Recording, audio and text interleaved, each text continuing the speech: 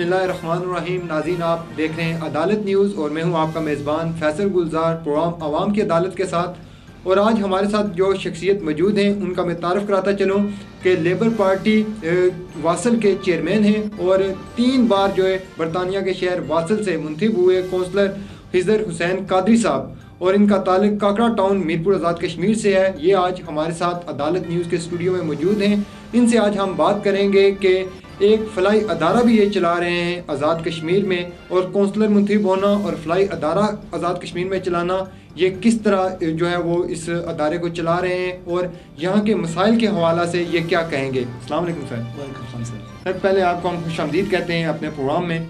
Sir, आज आपने अदालत न्यूज़ के ऑफ़िस में आए हमारे पास, तो आप ये बताएं कि आप किस तरह जो है वो वहाँ पे और यहाँ पे दोनों काम बड़े मुश्किल हैं, इसलिए कि वहाँ की कम्युनिटी को भी खुश रखना और यहाँ पे आके फ़लाई अदारा चलाना। मैं समझता हूँ जो वहाँ की सिचुएशन है, वहाँ पे हमारे जो बुज़ुर्गों की तरबियत है और जो हमें उनकी इस तरबियत में हमारी अपब्रिंगिंग हुई है, हमें बहुत ज़्यादा यहाँ पे इल्म मिला है। और इस इल्म के साथ उधर तो हम सिस्टम और प्रोसेस के साथ चलते हैं। जिस वक्त हम मुल्क में आते हैं, वो तरबियत, वो जो वालिदैन की जो हमारे साथ उन्हें ज़िंदगी हमें दिखाया रास्ता, उस वजह से हम यहाँ पे आके इन्वॉल्व होते हैं ये चैरिटी वर्क में। ये जो इदारा की बात आपने की है, मेरे वालिद साहब ने ये तकरीबन 10-12 साल पहले शुरू किया था।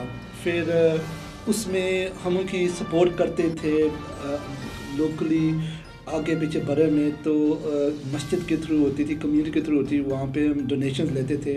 और फिर मैं इस तरीके से इन्वॉल्व हुआ हूँ। तो मैं अभी 11 साल बाद आया हूँ, तो मैं ख़ुद गया हूँ। वो बड़ा जो इलाका था पलंदरी बैंसाबाद, उसमें काफ़ी लोग बहुत मज़लूम, बहुत इस तरीके से ज़रूरतमंद, और इसमें सदका है, इसमें हैरात है, इसमें बहुत आपको सुकून मिलता है। तो मैं समझता हूँ मेरी जो लाइफ एक्सपीरियंस है, ये जो वालिद साहब की तरबियत थी, जो मैंने कौंसल वहाँ पे 3 दफ़ा मुंतखब हुआ हूँ, वहाँ पे जो मेरा एक्सपीरियंस है लोगों के साथ डील करना, इधर आके मुझे ये बहुत ज़्यादा हेल्प किया। तो मैं समझता हूँ कि ये हमारा फ़राइज़ है, इसको आप एक और तरीके से ना देखो।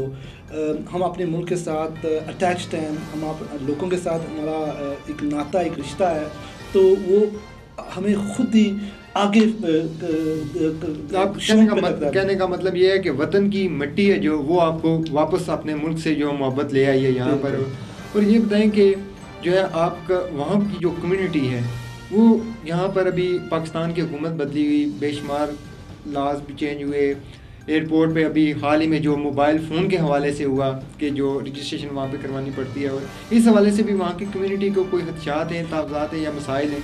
मैं समझता हूँ मैं इधर ही था जिस वक्त मैंने मीडिया के थ्रू और अखबारों के थ्रू ये पढ़ा था और इंटरनेट के थ्रू कि जो हुकूमत पाकिस्तान है, इनने पॉलिसी बनाई है जो ओवरसीज़ पाकिस्तानी हैं, जो सेकंड मोबाइल फ़ोन है हैंडसेट, उस पर वो टैक्स लगाना चाहती है। तो मैं तो इस न्यूज़ को सुन के बहुत बददिल हुआ हूँ और समझता हूँ डिसअपॉइंटेड हुआ हूँ कि ये जो चीज़ है ये फ्रेंडली पॉलिसी नहीं है ओवरसीज़ पाकिस्तानी के लिए।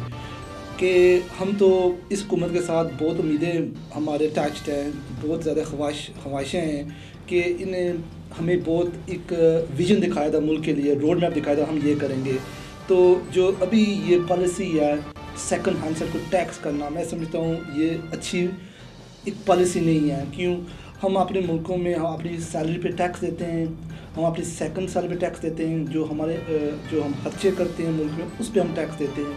अभी हम पाकिस्तान में आएंगे, हर बंदे के पास एक पर्सनल फ़ोन होता है, एक वर्क फ़ोन होता है, और ये आम है कि बंदे की ये ज़रूरत होती है। क्यों? पर्सनल नंबर आपकी फैमिली और आपके फ्रेंड के लिए होता है, और जो काम का होता है वो काम के बिज़नेस और काम के मतलब होता है। तो मैं समझता हूँ ये अच्छी पेशरफ्त नहीं है। एक अवाम को आप किस तरीके से उनको रिलीफ देने के बावजूद आप उनको एक टैक्स कर रहे हैं, उनको उनकी इनकम टैक्स करें, तो मैं समझता हूँ इस पर नज़रसानी होनी चाहिए। आपका मतलब ये है कि तारकीन वतन के लिए ये जो है वो मसाइल में मज़ीद इजाफा हुआ है, इससे और मुश्किलात होंगी। और एक और यहाँ पर एक बड़ा मसला है, तारकीन वतन आपसे भी रब्ता करते होंगे کہ جو تجاوزات کے خلاف آپریشن ہو رہا ہے، ناجائز تجاوزات جو مختلف جو ادوار میں جو پچھلے ہمارے سابق اداروں کے جو سربراہان تھے انہیں الاٹمنٹس کی، اور اس الاٹمنٹس میں ابھی جو ہے وہ تجاوزات آپریشن ہو رہا ہے میرپور آزاد کشمیر میں، پورے آزاد کشمیر میں ہو رہا ہے وہ. تو اس میں کیا سوچتے ہیں کہ جو تارکین وطن ہمارے برطانیہ میں رہ رہے ہیں یا دوسرے ممالک میں رہ رہے ہیں، ان کی جائیدادیں ہیں جو، اور ایک طرف حکومت ہماری کہتی ہے کہ سرمایہ کاری کریں اپنے ملک میں آ کے، یہاں پر بزنس جو ہے کریں تاکہ عوام کو ہم ریلیف دیں گے، یہاں پہ ان کے سرمایہ کاری محفوظ ہوگی. لیکن دوسری جانب جو ہے وہ تارکین وطن جو ایک مکان بنا کے یہاں پر چلے جاتے ہیں، لیکن کچھ عرصے کے بعد جب واپس آتے ہیں تو وہاں پر تجاوزات. یہ بہت بڑا مسئلہ ہے. میں آپ کا شکر ادا کرتا ہوں، آپ نے ایک بہت اچھا پوائنٹ ریز کیا. تو میں یہ کہنا چاہتا ہوں اس بات پہ کہ میں 3rd 4th جنریشن میں شامل ہوں. تو ہمارے والدینوں نے، بزرگوں نے یہاں پہ بہت انویسٹمنٹ کیے، بہت کنٹریبیوٹ کیا، بہت سیکریفائسیں دیے ہیں. اپنی جو کمائی رقم سے یہاں پہ لینڈ خریدا، مکان بنائے، اپنی فیملی کو سپورٹ کیا. تو یہ ہمارے اوورسیز پاکستان کے بہت بڑا معاملہ ہے. جو ان کے جائیداد ہے، جو ان کے لینڈ ہے، جو کہ ایسیٹس ہیں ان کے، یہاں پہ جو لینڈ مافیا ہے، جو لینڈ گرابرز ہیں، جو یہ لوگ ہیں قبضہ کر دیتے ہیں، ان پہ لیگل قبضہ کرتے ہیں. جو کورٹس ہیں بہت ویک ہیں، اور جو مقدمے ہیں نا وہ آپ ایک ٹرانسپیرنٹ سسٹم نہیں ہے، ایک فیئر سسٹم نہیں ہے. جہاں پہ لیگل ایونیوز بہت مشکل ہے. جو ہمارے لوگ انگلینڈ اور یورپ سے آتے ہیں نا، وہ مقدموں میں تاریخوں پہ جاتے ہیں اور اتنا بدل ہو جاتے ہیں. پھر یہ ایک بہت بڑی پرابلم ہے، کتنے عرصے سے چل رہی ہے. یہ ابھی جو نوی حکومت ہے اس پہ زیادہ امید ہے کیونکہ انہیں بہت پلیجز پرومسز کیے ہیں. پچھلی حکومتوں پہ ہم ان کو کہتے تھے، جو میری کنسسٹنٹس ہیں انگلینڈ میں جن کو میں ریپرزینٹ کرتا ہوں، میرے پاس کیس آتے رہتے تھے کہ ہمارے پاکستان میں یہ مسئلہ ہو گیا، ہمارے زمین تھی وہاں پہ الیگل قبضہ ہو گیا، ہمیں ایم پی سے ملنا ہے. ایم پی پھر وہ جو منسٹری ہے ان کو لکھتے ہیں، پھر منسٹری پاکستان لکھتی ہے، پر پروسیس اتنا کمزور ہے، کوئی فیصلہ نہیں ہوتا. تو یہ مسئلہ جو ہے نا، میں سمجھتا ہوں جس وقت کا آپ کا جو لیگل پولیس اور لیگل سسٹم اسٹرینتھ نہیں کریں گے، یہ ایشوز ہمارے لیے بہت زیادہ ہوں گے، اور یہ پاکستان کا ڈیمیج ہو رہا ہے. یہی وجہ ہے کہ جو لوگ ہمارے یہاں سے جو محنت مزدوری کے لیے بیرون ملک گئے تھے، آج وہ وہیں رہ رہے ہیں، کہ کیونکہ ان کی سرمایہ کاری محفوظ نہیں ہے، ان کی جائیدادیں محفوظ نہیں ہیں، ان کی زندگیاں محفوظ نہیں ہیں، اور ان کی اولادیں ہیں جو ابھی ٹرینڈ یہاں پر چل رہا ہے. جس طرح آپ نے کہا کہ یہاں پر جائیدادوں پر قبضہ ہو رہا ہے، بے شمار اس طرح کے واقعات ہو رہے ہیں.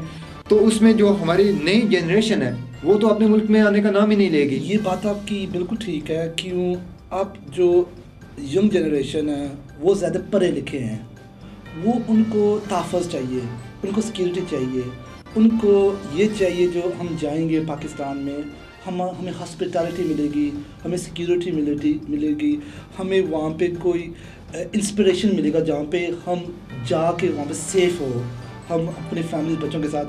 پہلا جو ہرڈل ہوتا ہے وہ ایئرپورٹس کا ہوتا ہے.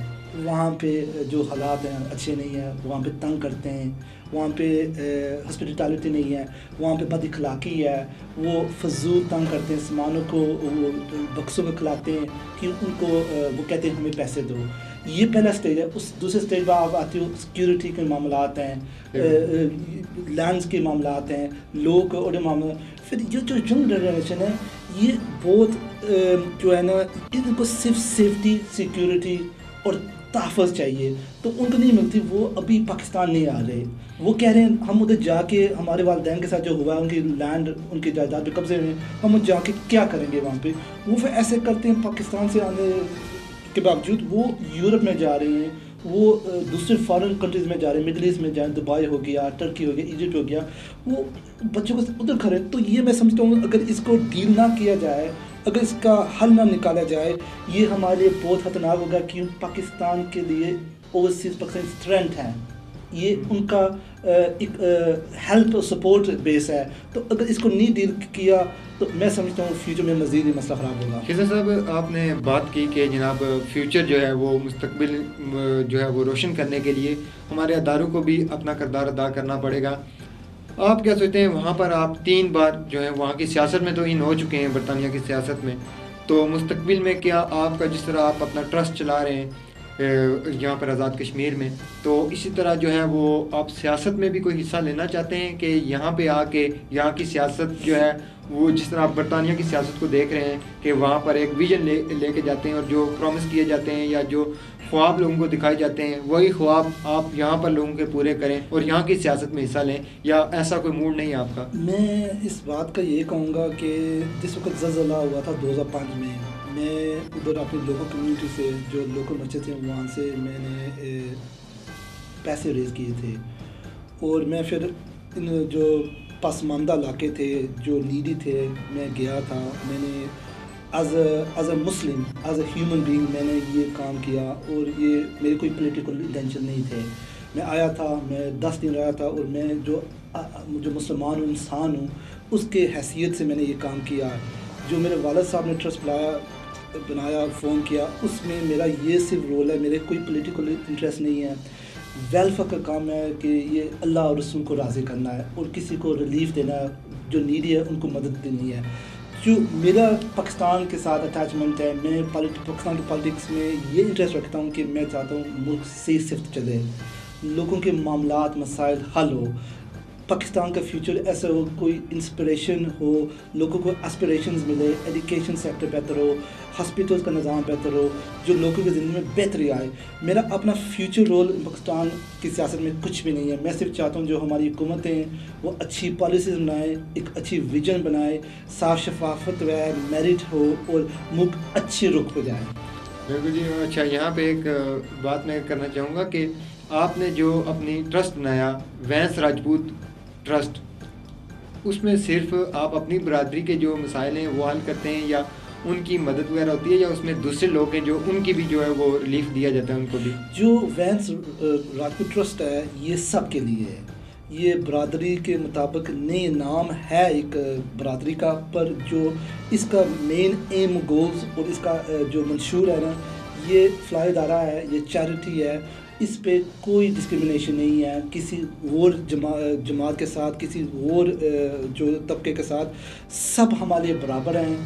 جو بھی دوسرے لوگ ہیں وہی جو حقدار ہے, ہماری میرٹ ہے. جو حقدار ہے, جو ڈیزرونگ ہے, جس کو رائٹ ہے اور جس کو ضرورت ہے, ہم اس کو دیکھتے ہیں, ہم اس کا بیک گراؤنڈ نہیں دیکھتے. یہ صرف نام ہے آپ کا, یہ صرف نام ہے, برادری وغیرہ نہیں ہے کہ برادری ہے. اس میں کوئی ہمارا جو سوچ ہے اور ویژن نام ہے, اس میں کوئی اس کے اور کوئی آبجیکٹیوٹی نہیں ہے, اس میں کوئی اور کوئی چیز نہیں ہے. ہم سب جو ہے نا, جو ضرورت ہے, جو نیڈی ہے, ہم یہ نہیں دیکھتے آپ کس برادری سے ہیں, کس جماعت سے ہیں, کس پولیٹیکل بیک گراؤنڈ سے. ہم یہ نہیں دیکھتے, ہم دیکھتے ہیں آپ جو ضرورت مند ہے, جو ڈیزرو کر رہا ہے, جس کو نیڈ ہے, اس کو ہم ہیلپ کرتے ہیں. بالکل جی. ناظرین, ہمارے ساتھ ینگ کونسلر جناب خضر حسین قادری صاحب موجود تھے جو کہ کاکڑا ٹاؤن کے رہائشی ہیں, اور یہ مٹی کی جو اپنے وطن کی مٹی ہے اس کی خوشبو ہے اور وہ ان کو کھینچ کے یہاں پر لے آتی ہے. تارکین وطن ہیں جو ان کے مسائل بھی بے شمار ہیں, مشکلات بھی بے شمار ہیں, لیکن ان کا حل صرف ہماری حکومتوں کے پاس ہے. اگر ہماری حکومتیں, ہمارے سیاستدان ٹھیک ہو جائیں تو تارکین وطن جو کہ عدم تحفظ کا شکار ہیں, جو اپنا سرمایہ اپنے ملک میں نہیں لگا رہے بلکہ وہیں پر لگا رہے ہیں, وہیں پر جو ہے وہ رکھتے ہیں, اور وہ بھی اگر ان کو تحفظ ملے, ان کے مسائل حل ہوں, ان کی مشکلات حل ہوں, ان کو پتہ ہو کہ ہمیں اپنے ملک میں وہی عزت وقار وہ سب کچھ ملے گا جو کہ ایک بیرون ملک جو ان کو وہاں پہ تحفظ دیا جاتا ہے یا ان کی ضروریات کا خیال رکھا جاتا ہے, تو اس میں کوئی شک نہیں ہے کہ تارکین وطن یہ ملک کے لیے بہت سرمایہ لا سکتے ہیں. یہاں پہ بے روزگاری کا خاتمہ ہو سکتا ہے, عوام کے مسائل حل ہو سکتے ہیں. یہاں پہ جو ہمارے تارکین وطن اپنے ملک سے روزی روٹی کمانے کے لیے جو بیرون ملک میں محنت مزدوری کر رہے تھے, وہ آج کیوں وہاں کے ہو کے رہ گئے ہیں, اس کی بنیادی وجہ یہی ہے کہ ان کو اپنا مستقبل جو ہے وہ اپنے ملک میں تاریک ہوتا ہوا نظر آ رہا ہے. یہاں پر مسائل بے شمار ہیں جس کی وجہ سے وہ اپنے ملک کا رخ نہیں کرتے. اگر ہمارے حکمران اس طرف خصوصی توجہ دیں تو ہمارا ملک بھی امن کا گہوارہ بن سکتا ہے. یہاں پہ بھی ہم میر پور کو منی لندن کہتے ہیں, اور حقیقی معنی میں منی لندن اسی وقت بنے گا جب اس کی طرف خصوصی توجہ دی جائے گی. اسی کے ساتھ اپنے میزبان فیصل گلزار کو اجازت دیجیے. اللہ حافظ و ناصر.